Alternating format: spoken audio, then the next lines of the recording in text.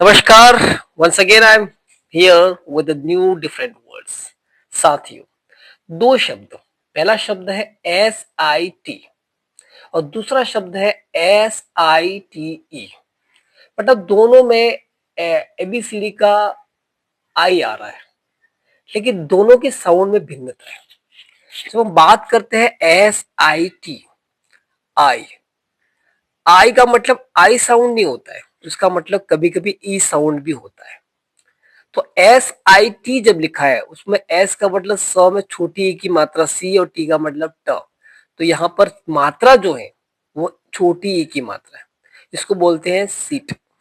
SIT sit, FIT fit, KID kid, LIT lit, SHIT shit, TIT tit, BID bid. ये वे शब्द है जिसमें आई की मात्रा आई न हो करके ई होती है. अंग्रेजी में शब्दों की पहचान उसके साउंड से होती है. और SIT के बाद में दूसरा शब्द दिया हुआ है ई लिखा हुआ है, तो उसको सीट नहीं पढ़ के उसको साई साई आई साइट पढ़ेंगे. तो SITE site, KITE kite, BITE bite, I I sound आ रही है. तो आपको कहना चाहता हूं कि अंग्रेजी में जब भी आप रीडिंग सीखना चाहते हो, सबसे पहले रीडिंग को अंडरस्टैंड करना है.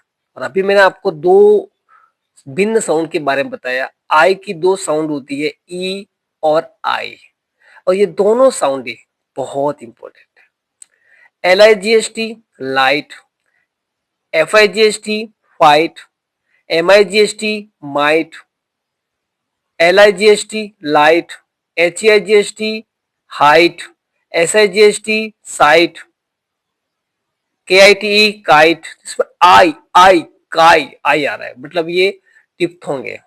और पहले जो वर्ड बताए थे उसमें मोनोथोंग था, छोटी किस्म. Thank you. ऐसे बेहतर वीडियो पाने के लिए don't forget to like share subscribe my YouTube channel mister love. Thank you.